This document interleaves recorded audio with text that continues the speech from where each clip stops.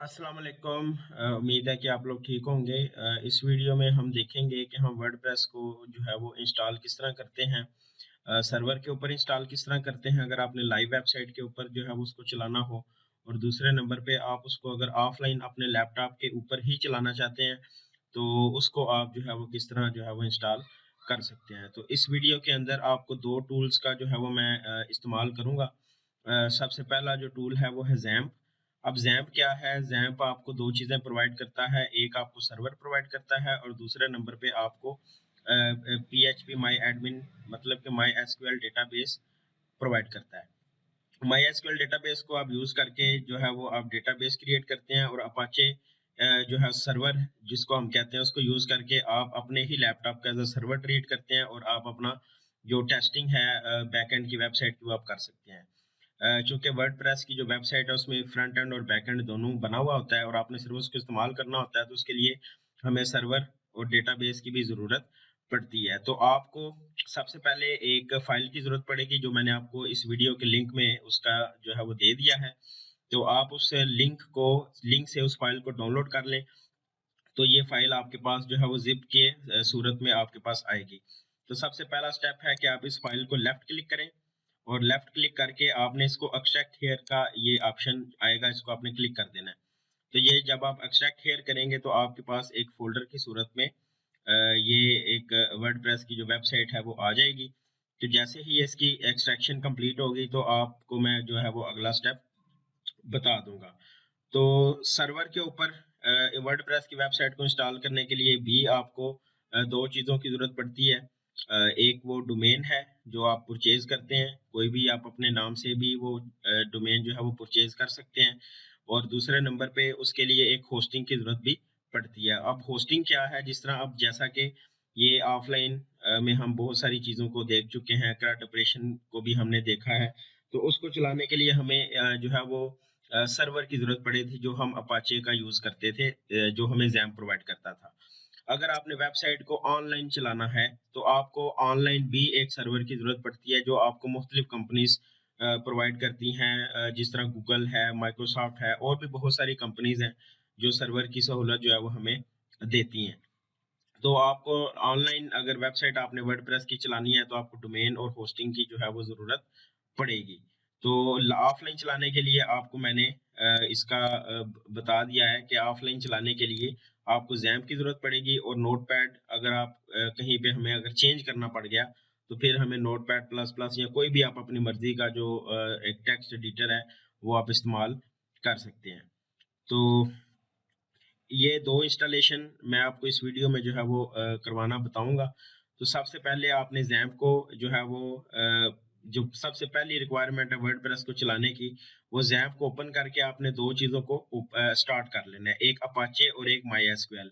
जैसा कि आपने करंट ऑपरेशन के अंदर भी किया था कि आप करंट ऑपरेशन के अंदर जब हमने आपने बैकएंड का कोड चलाना होता था तो आप जैम्प को ओपन करके आप उसको अपाचे और माई एसक्यूएल को स्टार्ट कर लेते थे।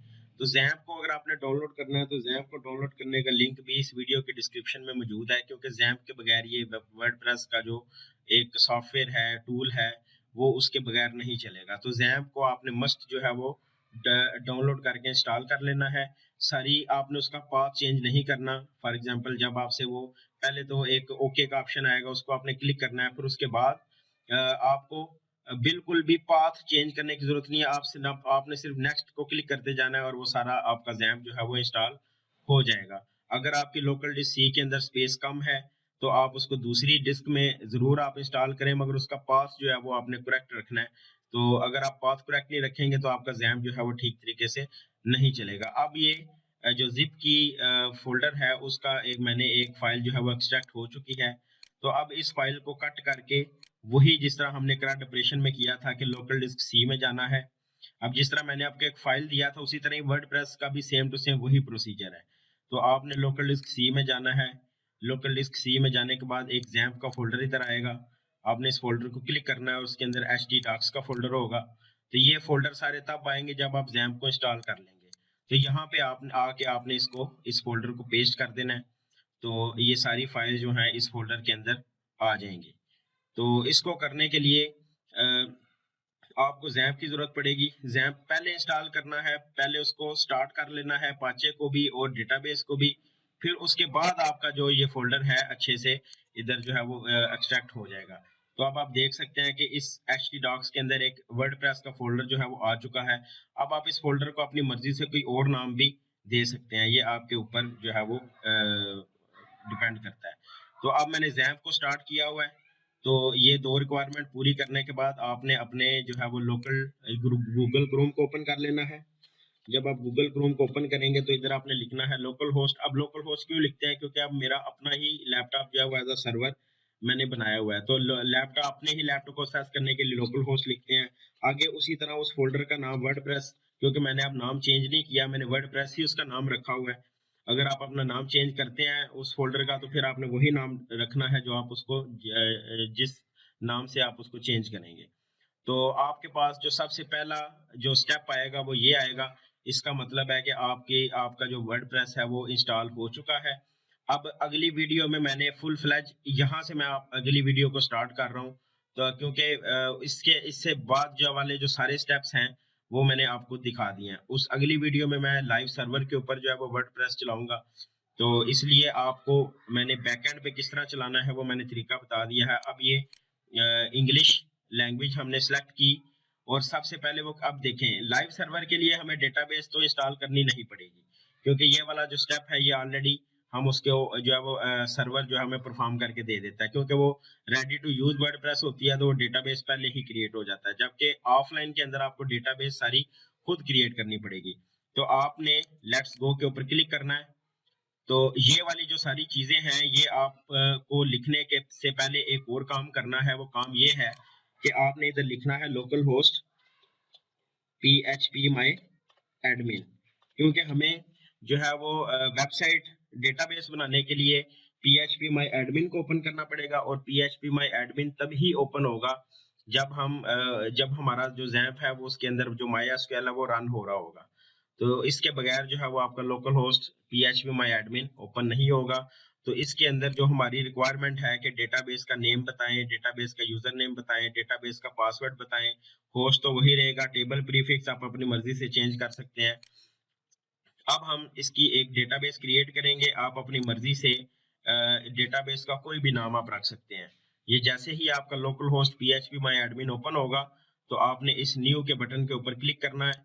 तो इसके ऊपर आप कोई भी अपना जो डेटाबेस का नाम है वो अपनी मर्जी से कुछ भी रख सकते हैं। वर्डप्रेस न्यू, ठीक है, ये मैंने अपनी जो डेटाबेस का नाम रखा है उसका नाम क्या है, वर्डप्रेस न्यू। तो इसको मैं क्रिएट कर देता हूँ। अब ये मेरी डेटाबेस जो है वो क्रिएट हो चुकी है। मेक श्योर करना है कि आपने एक डेटाबेस जो है वो क्रिएट की हो और उसका जो नाम रखना है वो आपने याद रखना है। अब इसके अंदर मैं डेटाबेस का नाम जो है वो मेरा था वर्डप्रेस न्यू, और उसके बाद यूजर नेम एडमिन ही होता है। पासवर्ड आपने सेट नहीं करना, ठीक है, क्योंकि पासवर्ड बल्कि यूजर नेम जो है वो रूट होता है। तो ये मैं आपको पहले भी बता चुका हूँ कि हमारा जो डिफॉल्ट यूजर नेम है वो रूट है, क्योंकि अब जो इसको चला रहे हैं हम ऑफलाइन सर्वर के ऊपर, तो हमें इसका डिफॉल्ट यूजर नेम और पासवर्ड रखना है। तो पासवर्ड को हम एम्प्टी रखते हैं और यूजर नेम को रूट। तो बाकी आपने किसी चीज को जो है वो चेंज नहीं करना और आपने इसको सबमिट कर देना है। तो अगर ये डेटाबेस का नाम आपके local host php my admin वाली डेटाबेस से मैच किया तो फिर ही ये वर्डप्रेस जो है वो इंस्टॉल होगा, अदरवाइज ये वर्डप्रेस इंस्टॉल नहीं होगा। तो मैं इसको इस बटन के ऊपर क्लिक करता हूँ, रन द इंस्टॉलेशन। तो ये मेरी वर्डप्रेस जो है वो कुछ ही सेकंड में इंस्टॉल हो जाएगी। तो इससे अगला जो स्टेप है, जो अगला प्रोसेस है, वो इंशाल्लाह ताला अगली वीडियो में इधर से हम जो है वो इसको स्टार्ट करेंगे।